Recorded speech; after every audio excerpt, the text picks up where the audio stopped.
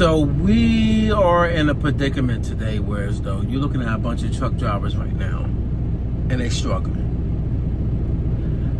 I know it's not a joke because I work for a reputable company that's worldwide, but even we slow. So if the big companies are slow, it's not a far thought to think that the owner operators are really struggling out here. It's not something to just imagine. I can see it. Even lately, like just even going to truck stops, like when I go, like if I'm stopping at the truck stop and I'm going there just to pick up a beverage or a high price item to eat, you see that it's less and less trucks on the road that are owner operators. And if they are, they normally working under somebody's authority, or should I say, that's what I'm seeing more of. I'm looking at the rates. If I'm making hourly, but I'm also looking up online about me buying my own truck, and I'm looking at the rates, I'm like, whoa, hold up. How is this profitable? It kind of make you actually sit back and realize that we are in a period right now where as though people are being robbed, and the truck drivers are definitely being robbed. When you look at, like for instance, not a complaint. I understand it's a cost in order to be the boss out here. I get that.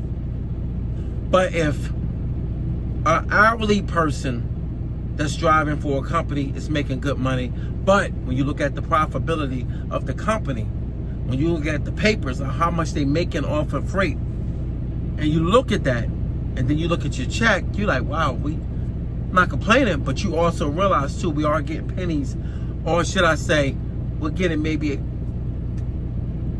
a very small percentage on a dollar. But an owner operator, you'll see that they able to make way more.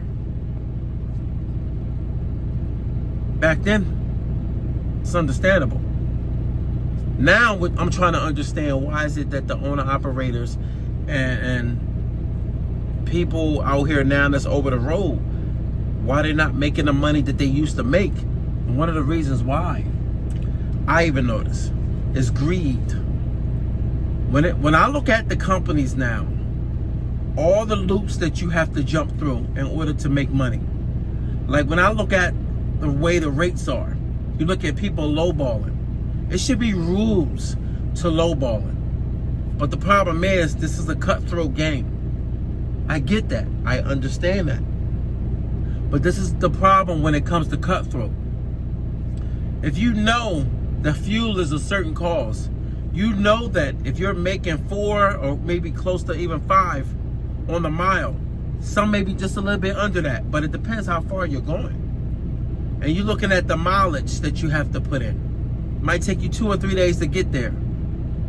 But you're looking at your mileage, and you're looking at the fuel that is going to take the cost, the fuel, that vehicle up, that truck up, costs a lot. Not $40, not $50. If you are clueless to how much it costs to fuel up a truck with diesel, I'm gonna tell you right now, for a small truck with no bed, you can spend on average from $300 on up to about $4 to $5. It depends. Depends on that location you're at, you're fueling up, and it also depends on how big your tank is. Now, mind you, depending on how far you're going, that will let you know right then and there that you're about to spend at least a good $1,000 or more on that trip. It just depends. But when I say it depends, this is another problem. The fuel is one thing you have to worry about. Now, the profitability, that's a different playing field right there, because now you already deducted from whatever you was going to make. Say, for instance, you supposed to make, let's just say, give or take, you're looking at your vehicle, your truck, and you're going out here. And some people that are clueless to why people are suffering out here, I'm going to tell you why. If you have a load that's literally paying you, let's just say, I'm going to say 6,000 or 7,000. That's reasonable. But this is the problem. If it's taking you at least 2, maybe let's just say 3 to 4 days, you already probably about to eat up at least a good 25. I'm gonna say about close to 25 on that. Now the problem with that is, once you eat up that cost of that 25, now you have to worry about downtime, maintenance, and hopefully that your maintenance is already done. But if your maintenance is not already done and it's not already, taken care of, then you already know you're going to deduct that the maintenance from that. But it's scary because when you look at the cost of what you're making, if it's not consistent work, this is where the problem happens at. If you're not making that and you're not able to walk away with at least, let's just say at least a good 35 to 4,000, you able to walk away from, it's going to be tough. Because if you're not getting steady work of just that pay, just alone right there, I'm letting you know right now, you better hope your truck don't break down. Because I'm gonna tell you right now, with PD, when it comes to comes to local driving, I done seen that it costs at least a good 15 around that, just for maintenance. You're getting the oil changed, and it might possibly be up more than that, depending on where you're at. That's just at work. Now, if you had to come out of pocket, I don't know how much it would cost, but I was told that it's around a good 2,000. You can go spend it. But a flat, now we talking something. A flat. When I caught a flat, and I had to get towed because they did not have that tire, so they towed me back to the facility.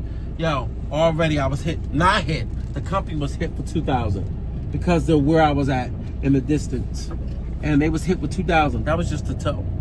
It had nothing to do with the tire. There's a lot of things in play why drivers today are being robbed. And a lot of times you might look at this as, well, it's not being robbed. It's all about making money and the profitability, that you got to pick the lows right. Well, yeah and no. When you look at some of these prices, let's be honest, it don't take much to change a tire. But I'm going to tell you what happens. Changing a truck tire, you have to have bigger tubes. But this is the problem. Changing the tire at a facility, that whereas though the tire might cost you maybe about $600 or $700, but the problem is it's going to cost you way more than that because of who's doing it.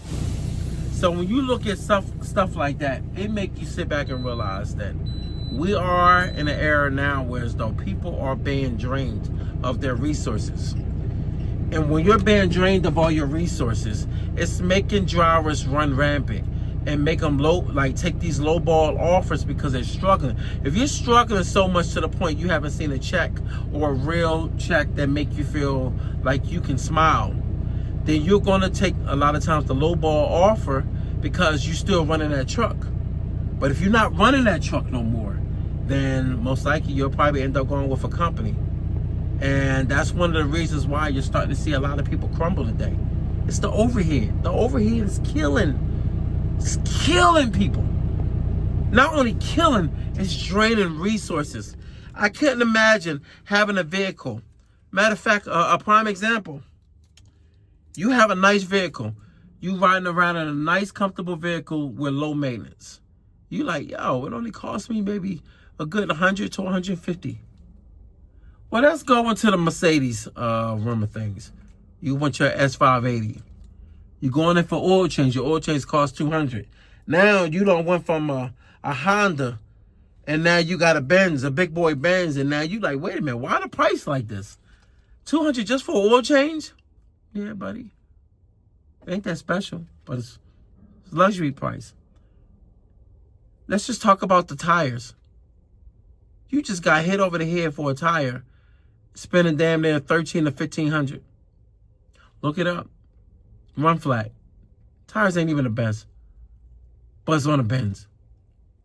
Let's talk about you got something going on under the hood that's messing with the components, that's making that little system in your car look a little crazy and skeptical. You about to get hit over the head for maybe about $2,000 to maybe $35,000. And that shit might even go up even more. Now let's put a truck in that place. Let's triple that. Let's drop a dime on them motherfuckers. We gonna hurt them on this one. Transmission slipping, buddy. You got 20,000? 20. Yeah. And y'all wonder why truckers out here going broke. They are being ran through. Good luck out here, y'all. Salute y'all for doing y'all thing. And hopefully y'all can hold y'all heads up. We all out here together. We're a family.